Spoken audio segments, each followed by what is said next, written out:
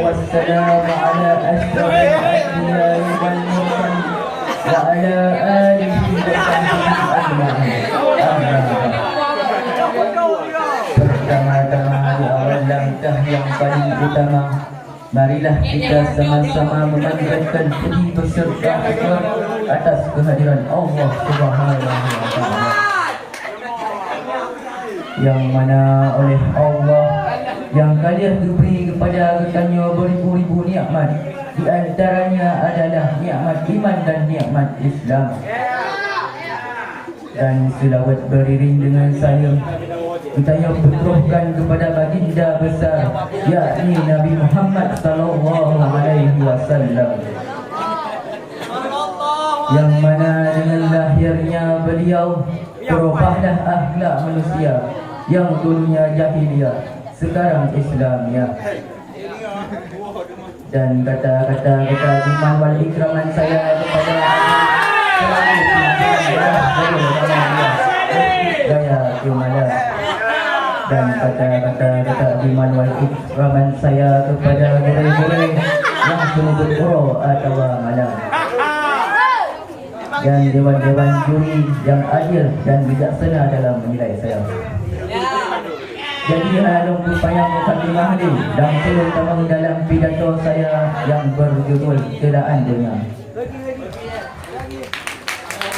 Ma'asyiral muslimin, pula yang rukun dunia. Dunia adalah buat dutanyo dan aktivitas dutanyo yang ada faedah uro akhirat. Yang tujuan dunia dutanyo. Dutanyo hidup biasa rong dunia nyo cuma de uro. Maksud dari de uronya. Maksud dari de uro tersebut yaitu adalah uro-uro yang dah lewat dan uro saatnya dan uro yang akan datang. Tetapi yang hadir akan diganti dutanyo yaitu adalah uro-uro yang akan lewat. Uro-uro yang hanya ada kesempatan bagi kita untuk tak ulang apa yang kali terjadi di uro tersebut. Di dalam surah Al-Kahfi Allah berfirman, A'udzu billahi minasy syaithanir rajim.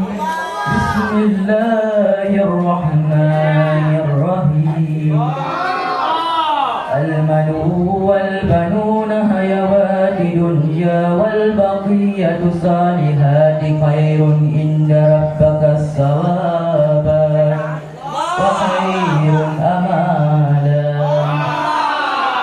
Di dalam ayat tersebut menjelaskan harta getanyo dan anak getanyo adalah sebagai perhiasan dunia, dan buat getanyo yang kekal tapi berpahala di sisi Allah Subhanahu wa Ta'ala, dan lebih ketudutannya untuk cita-citakan. Ma'asyiral muslimin sidang talabah yang dimuliakan Allah Subhanahu wa Ta'ala, maka lagi begitannya untuk hidup di atas rong doyanyo na limang buah hal yang harus dipergunakan semasa tak hidup di atas rong doyanyo. Yang kepun adalah tak pergunakan masa muda katanya sebelum kateruk masa tua.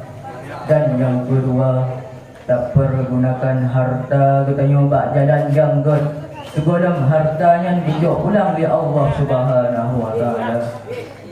Dan yang ketiga, tak pergunakan waktu luang katanya untuk tamu ibadah kepada Allah Subhanahu wa Ta'ala sebelum di Allah, sebelum waktu luangnya berdalih di Allah Subhanahu wa Ta'ala, yaitu dengan kesibukan dunia.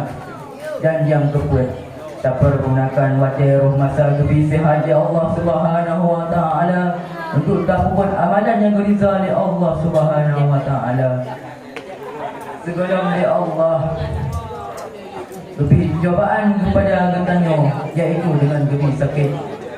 Dan yang kelima, tak pergunakan waktu masa kebisi getanyo hidup di atas rong dunia untuk tak buat ibadah yang gerizah Allah Subhanahu wa Ta'ala sebelum di Allah dijok pulang nyawang yang kalian beri kepada getanyo, yang mandumnya adalah perjalanan yang akan getanyo lalui bersama.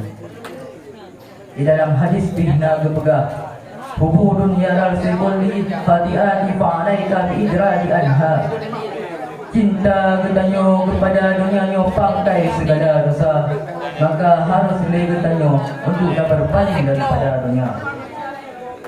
Maka hidup getanyo di akhir rong dunianyo bukan hanya untuk dah sese untuk beroh dalam celaan dunia, bahkan karena celaan dunianya membawa getanyo rot ke jalan-jalan yang buruk.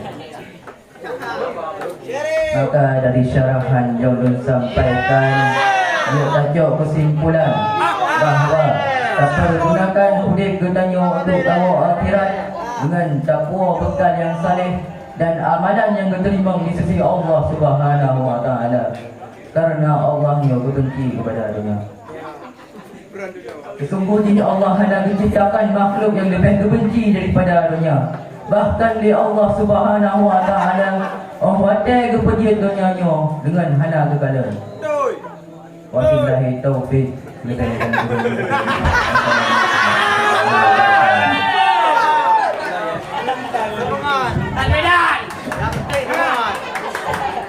Peserta barusan tampil tadi atas nama Tengku Husaini, alamat Ujung Rimba, perwakilan kelas 1 Putla.